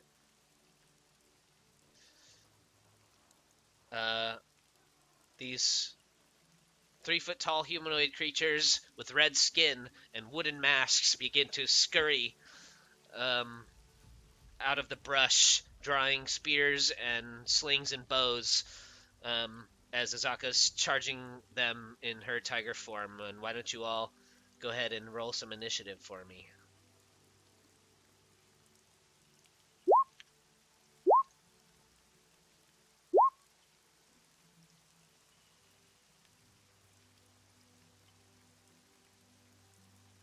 These goblins are red-skinned, and you can see now as they're bursting forth from the jungles, shouting in Goblinoid and angrily waving their spears. Many of their wooden masks look like they're carved to make them kind of look like ants, ant heads.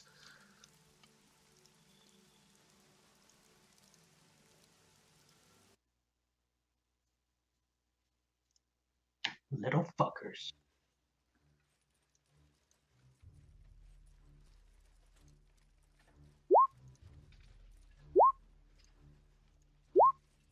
Gonna, figure out some goblin culture here before or after we kill the goblins. Boats. Isn't that like a Navy thing? Like, don't fuck with a man's boat rule? Yeah, I think it's just a general life thing. Just kidding. Is that a euphemism? Oh.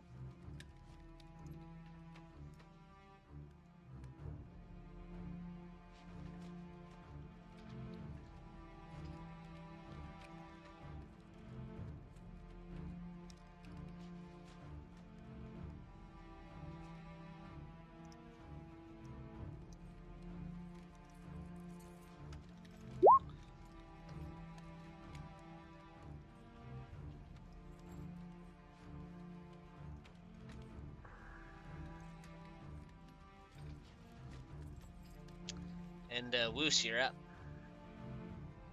I'm going to use my bonus action to... Wait, hold on a second. Yeah, use my bonus action to hide. Okay.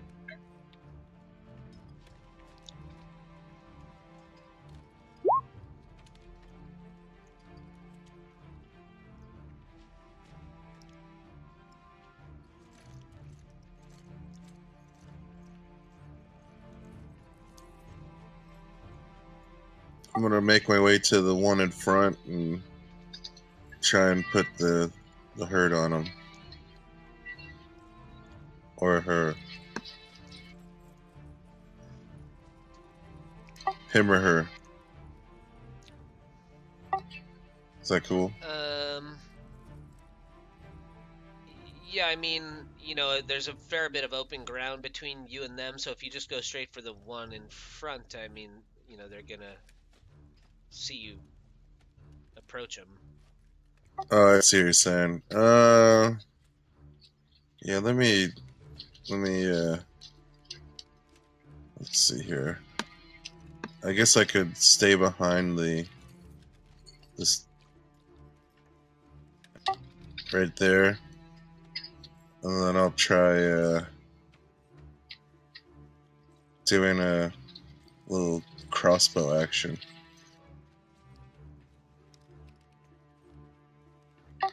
Oh yeah? Is that good? Yeah, that'll work for sure. It'll trigger your assassinate feature. Word.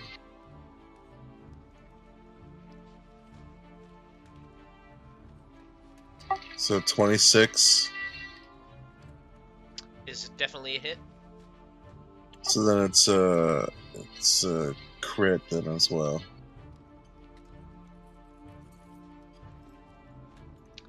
Yeah, your arrow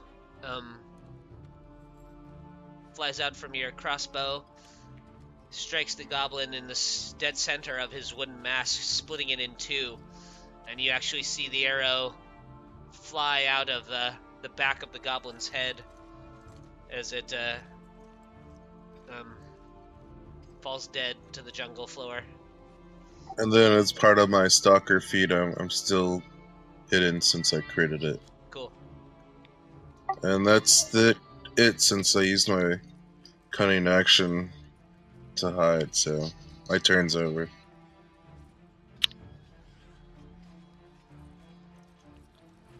Alright.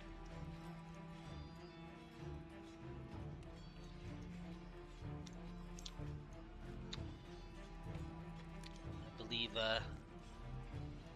let's see, 5.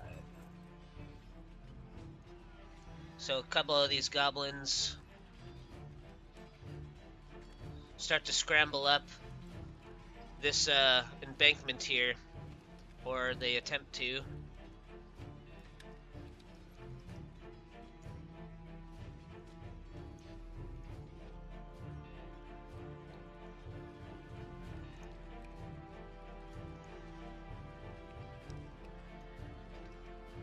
And one of them manages to get up to a little bit higher ground. And Ayan, you're up. Okay. About how high is this ledge here? 5 feet. Let's see over it. I'm gonna run 5, 10, 15, 5.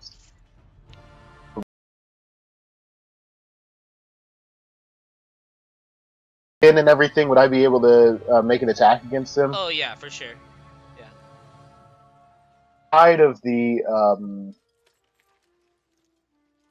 solid range for my sling. So actually, what I'm going to do is I'm going to try and stoop behind this ledge and just hide this turn. Okay. Do you hold your action for anything, or? For if one of them comes within 30 feet. Range of my sling, yeah, which I do believe is 30 feet. Yes. Okay. Garn, you're up. Well, you know what's coming from me.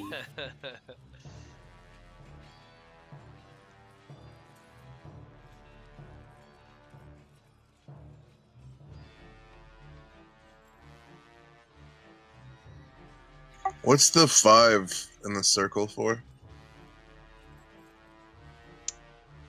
Oh, I just revealed it with the goblins on accident. Okay, gotcha. It's a token indicator for that corresponds to, you know, stuff in the module. Gotcha.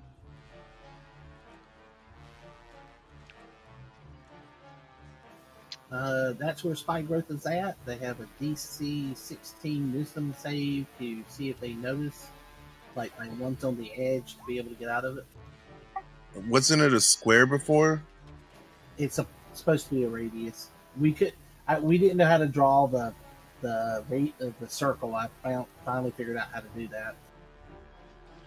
Do they have to be fully within it, or just partially within it? It's got everything that I've got circled around. They're all fully in it. Well, that's what I'm asking then. So they have to be fully within it then? Yes. Well, the spell normally says if it's like you can't be on. It's basically it's a judgment call on my part. Thank you.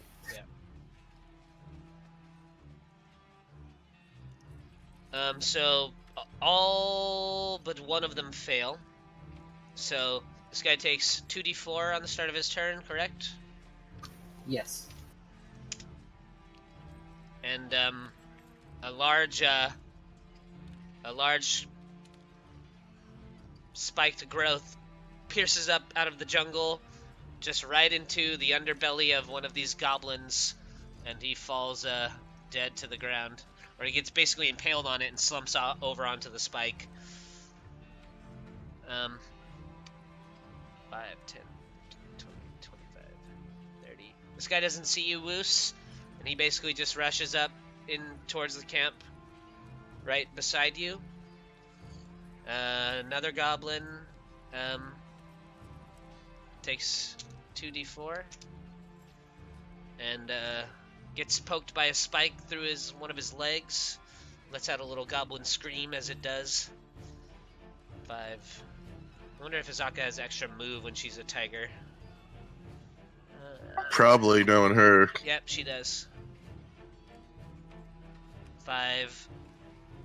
So she does a couple pads forward and then leaps over your head, Wuce, landing directly on one of these goblins, and brings her claws down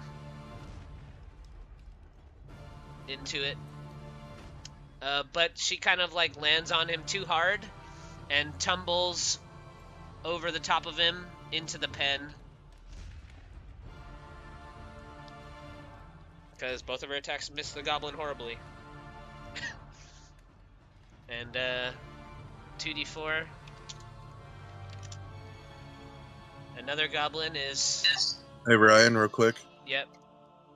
I think Ayan's readied action would go on the one next to me, too, when you get a chance. Oh, yeah. Go ahead, Ayan.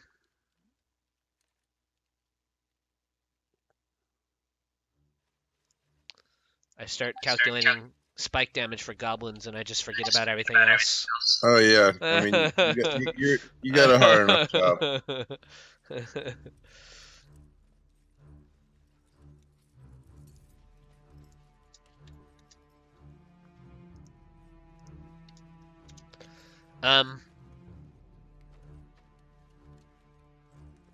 So you were hidden, correct? Ayan? Is his mic out or something? I think he was keeping it turned off. Oh, I'm sorry. I forgot to turn it back on. I've got some background noises. But yes, I believe that is a critical hit because I'm hidden. You had rolled a stealth check earlier? It was a 22, I believe. Okay, yeah, absolutely. And as he charges towards Wuce, before Azaka pounces on him, or maybe at the same time, Azaka kind of leaps right over Wuce and the goblin's head, and you zip your sling bolt out, and it just cracks his mask right off his face, and just like sticks right into his eye. impaling his brain and kills him outright. That's awesome. And some goblins take some spike growth damage. Oh, I'm just having these guys take damage and not having them do their turn either. That's my bad also. So, well, they can't see either of you. So I guess they both fire at Azaka with their short bows. And an arrow just, like, sticks into Azaka's side. And she swipes back at it with one of her paws, snapping it off. And Sigismund, you're up. Okay. I'll just... Yeah, I get 5, 10, 15. I'll just get up here then. Just sort of watch the carnage in front of Garn. Make sure he doesn't get hit. The one goblin, and coincidentally,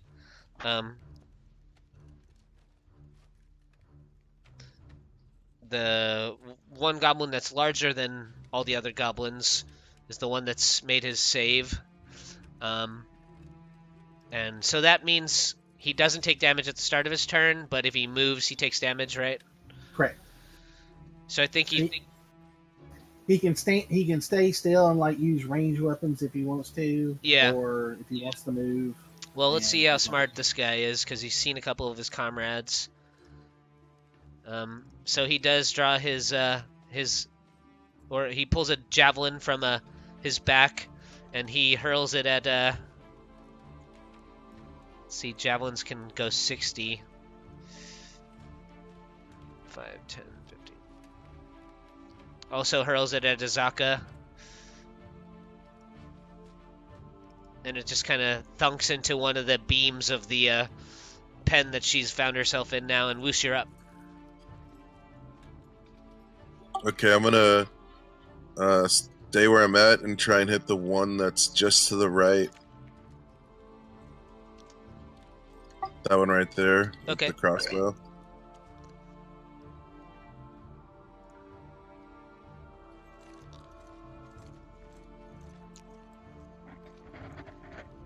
A 16 is a hit.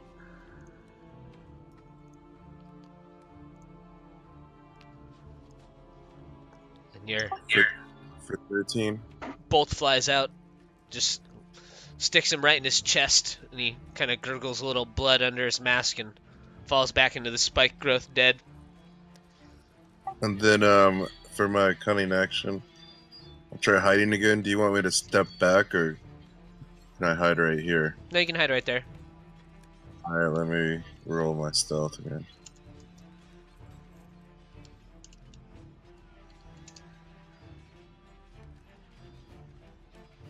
Alright, that's the end of my turn. A couple of the goblins continue to fire at Azaka with their bows after they take spike growth damage.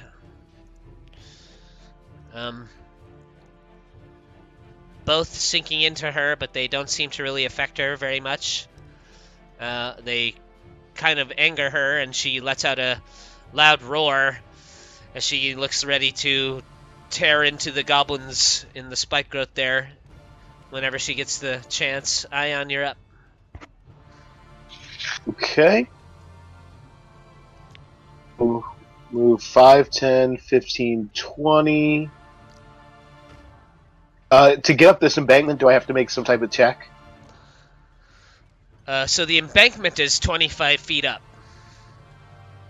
So I'd need a... I'm gonna dash. Okay. Yeah, Yeah, just give me a athletics for this one. Okay, yeah, you scramble your way up there, no problem. 30, 35, 40, 45. And this is another 25 feet up? Yep. It's a second 25-foot embankment.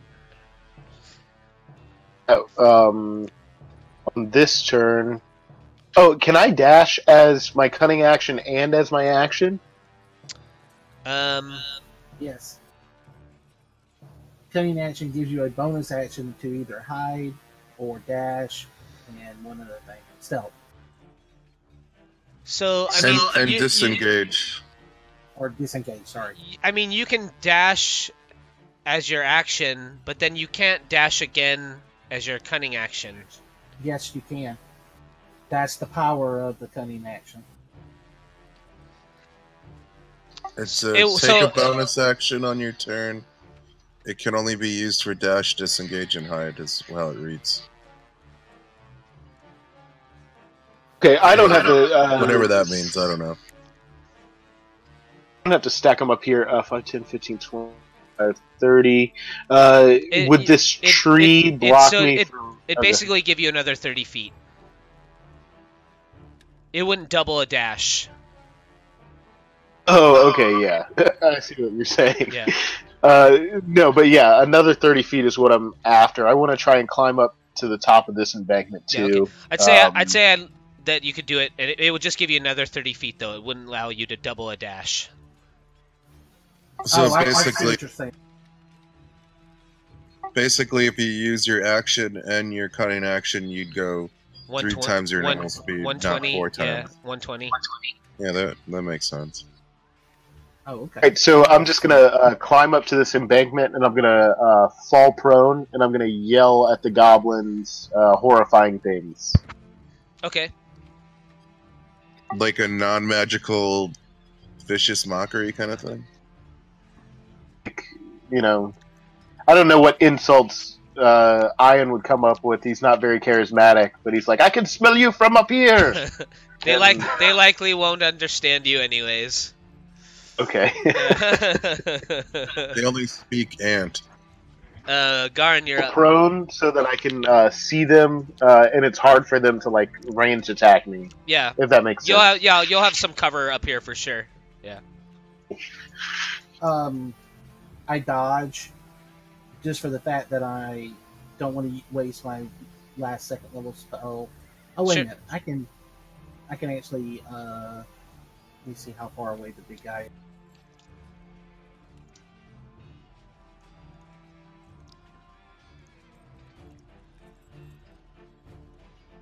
Why don't you get your snake friend to go kill one of those things? Because he'd die on the way over there. I was joking. So I'm going to do Toll the Dead to the big one. Okay. He hasn't taken any damage yet, I don't believe. Yeah, I don't think so either. Yeah. Well, he's about to.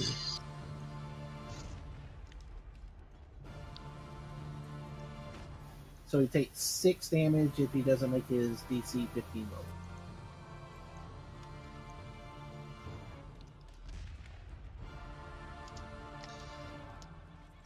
Five, 10. And then Azaka leaps out of the pig pen, gives another couple steps, and then crouches and pounces just straight into your spike growth. She'll take the damage, I think, because it's magical, but Azaka doesn't give a fuck. She also has enough that she can run around that thing about 5 times before Yeah. it hurts Yeah. her. Where does Azaka go? Oh, there we go. And she basically tears the face off of this goblin here with one of her big paws. And Sigismund, you're up. Okay. I'll just run towards them with a javelin and chuck it as hard as I can, going for the guy at the top there. Get to here. 23. Is a hit. 5. And it knocks him off his feet as it strikes with the force of your throw. Just like basically impales him into in the ground.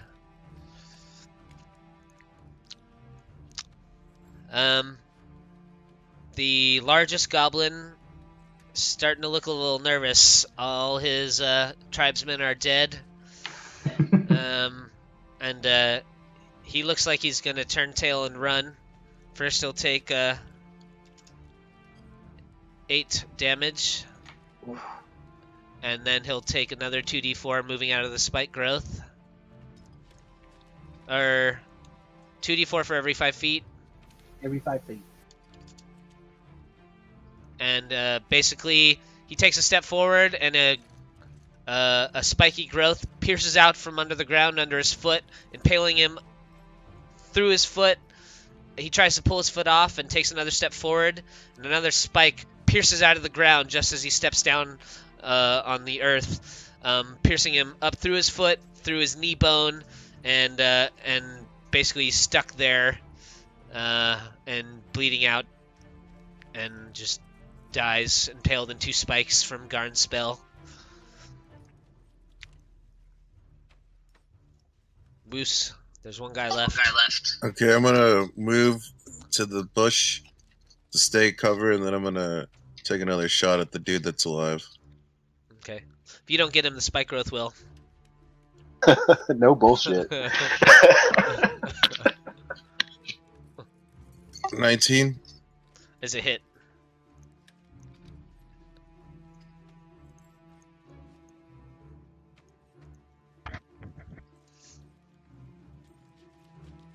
Looks like we got some skinning to do. Yeah, so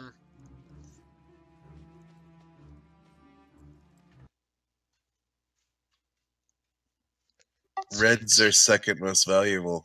yeah, 1, 2, 3, 4, 5, 6, 7, 8, 9, 10 red-skinned goblins. So first I'll just hand out some XP. 500 combat experience plus another 1,000 experience for just general quest and roleplay. So let's see, 1,500 divided by 6. 250 XP each.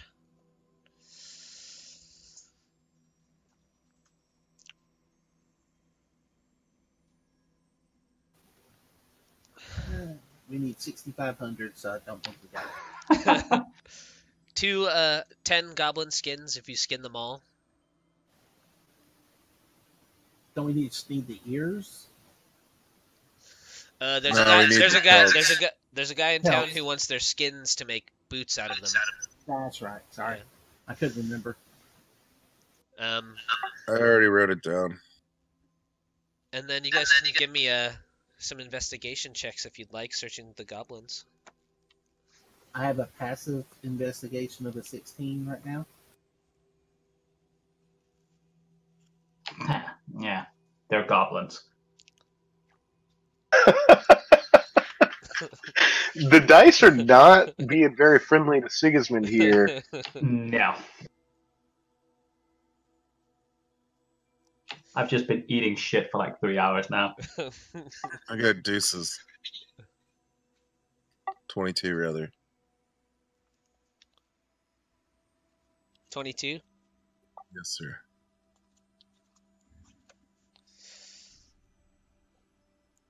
Oh, is this what that 5 marker is about?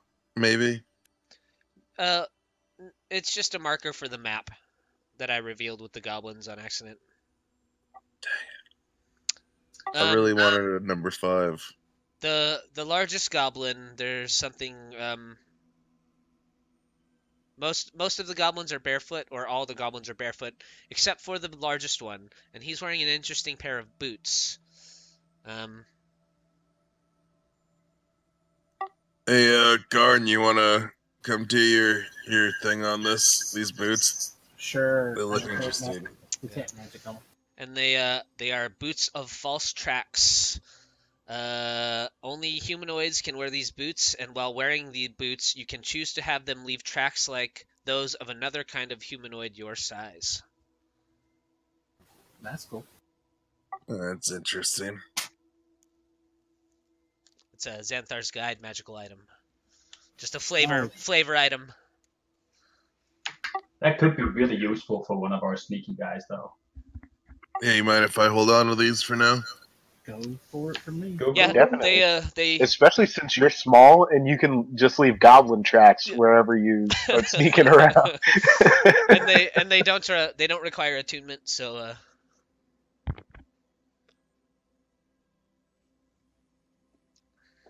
otherwise we're 5 minutes away, so I think that's a good spot to end this week's session of Tomb of Annihilation. Thanks for showing up, guys, on New Year's weekend. I know the holidays can be a tough time for anyone to find the time to do hobby type things or D&D stuff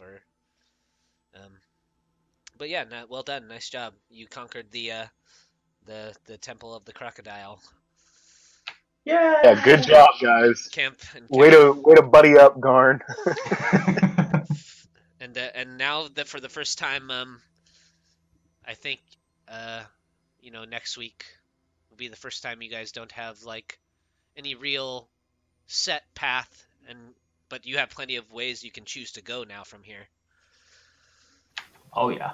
Yeah. I'm still surprised his shoulders ain't killing him. Yeah. But I hope you guys have a happy New Year. I don't think there should be any reason why we won't be playing next week. So, so likely, barring any major emergencies or anything, we'll probably have a game next Saturday. So, I'll catch you guys all next week, and I hope everybody has a happy, safe New Year. Thanks for playing. Same to you. Yeah. You too. Thanks, man. Happy New Year. Thank you. Bye, guys. Bye.